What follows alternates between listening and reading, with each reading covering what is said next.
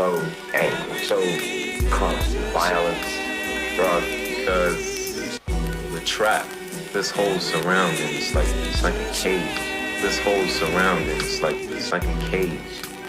You know, you're feeling that you can't get out, and some people don't want to get out. But I want to get out. I don't want to be here feeling like I'm trapped. When you don't have resources, you in survival mode.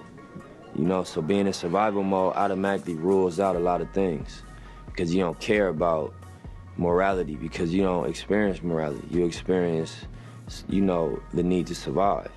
You don't experience, you know, fairness. You don't experience planning for the future. You just experience my ribs touching. You know what I mean? And it's better me than you. And, you know, it's a survival instinct that kick in. So I think once you get out of the survival mode, your morals come back closer to your daily decision making. You start thinking about what's right and what do I believe in. But until you get out of survival mode, you ain't got time to be worrying about right and wrong. You worrying about bottom line. You know what I mean? By any means necessary. So I think that economics is the answer. Empowering people economically is how you really, really impact. But I don't know if it's about dropping a bag of money in the hood. I think it's about impacting culture in a way that, you know, the mentality changes. And then also, you know, the institutions that exist, it's just a prison institution, really. It's like a pipeline to jail. It ain't no constructive institutions for real that meets you ground level. It's just like if you fuck up, we got somewhere to put you. So it's like a fear-based, preventative approach than like some love. And like we know y'all going through a struggle, and we know y'all could use an art center or you know what I mean, a studio compound or entrepreneurial space. It's like whatever going on, if you can't figure it out, we gonna lock you up, bro. So whatever it is, yeah, it's on y'all. I think like you get people out of survival mode, they start thinking different. I did, you know, when I figured out, you know, how to get myself out of the situation, my approach to life and people was different. I wasn't so angry. I didn't have my guard up. I wasn't so aggressive. I wasn't so, you know, expecting, if you ain't helping me, fuck you. That wasn't the mentality no more. And I can't blame nobody, you know what I mean, that's thinking about how they gonna pay their rent, or like going through not having food at the house, being young and having to go outside to hustle to feed themselves with school clothes. That's gonna change people. That's gonna make you feel away, and you can't fault them. You just gotta kind of empathize with the scenario and understand. You put a person in survival mode, they're gonna survive by any means.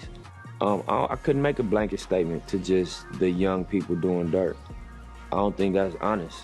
You know what I mean? It's context for everything. Nothing happens in a vacuum, you know?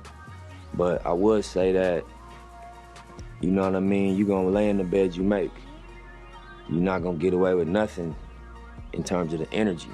You know what I mean? You might beat the camera or the police. They might not catch you for what you're doing, but the energy is always gonna return to you. So when you just living in this cycle of being negative all day and just putting out negativity and that's the only energy you putting out, it's gonna return to you in different form than you put it out in. So I would just say, you know, master your energy. Do your best to master your energy and what you put out, you know, and unless that's what you want, you know, because you entitled to whatever you want to create, whatever experience you want to create for yourself. But if you're tired of that shit, adjust the energy. You know what I mean? As best you can. Adjust what you wake up thinking and what you say. And then lastly, what you do. And that's not an easy thing to do because it's such a pressure in these areas to just go by the way things are.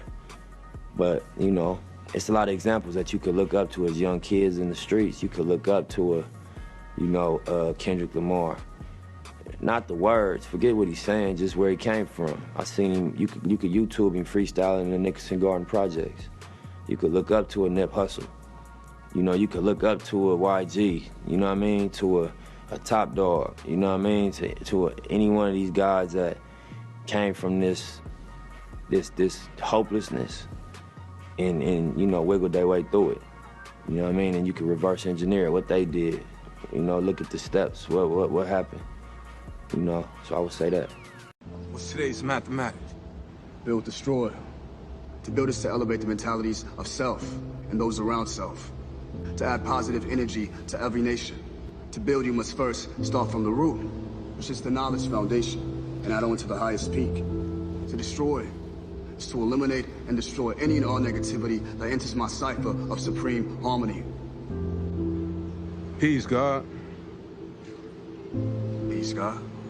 The 12 jewels. Those are knowledge, wisdom, understanding, freedom, justice, equality, food, clothing, shelter, love, peace, and happiness. So a man must first get knowledge, wisdom, understanding. Once you got that, then you can go for your freedom. But freedom must operate under a law of justice. I'm free to smack you in the face, right? But now justice comes in. That's the reward or penalty for my acts or deeds. So that keeps everybody at equality. Because what? All men are created equal until you do something to break that equilibrium. And once you establish that, then what do a man need to strive for? His food. Of course, food for thought and physical food. His clothing. Of course, clothing, for clothing, but a cloak of righteousness as well. And his shelter. A shelter to live in and a shelter to protect itself from negative things in his atmosphere.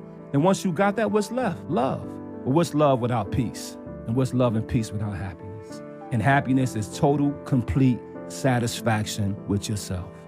All the music is African. Brazilian music, All of it. Dominican music, Spanish drums, all the music is African music. So, you know, you getting on the Afro beat now. I've been in Africa. They've been doing that. You know what I mean? It ain't new. All the music is African. Let's speak about Latinos not being black. Latinos are black. In Cuba at one time, there was 8 million Cubans. 5 million, unfortunately, were slaves. 3 million were actual Cubans. And they integrated and had babies. Same thing with Puerto Rico when you go to Loíza, and when you talk about Santeria, that came from the motherland, Africa. Sometimes Latinos might even identify themselves with African and black culture more than black people.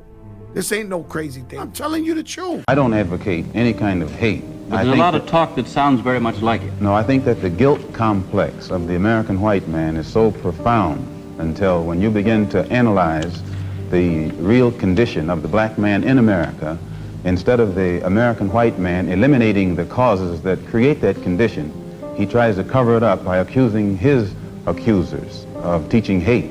But actually, they're just exposing him for being responsible for what exists. Well, that's something of an argument, but I've heard speeches made by some of the people of your group. I think I've heard you make speeches. It seemed to me that you were advocating, well, I would have to describe, I think, as violence to meet the serious injuries that have been done your people, with which I totally agree. I don't call that violence. I don't in any way encourage black people to go out and initiate acts of aggression indiscriminately against whites. But I do believe that the black man in the United States and any human being, anywhere, is well within his right to do whatever is necessary, by any means necessary, to protect his life and property, especially in a country where the federal government itself has proven that it is either unable or unwilling to protect the lives and property of those human beings.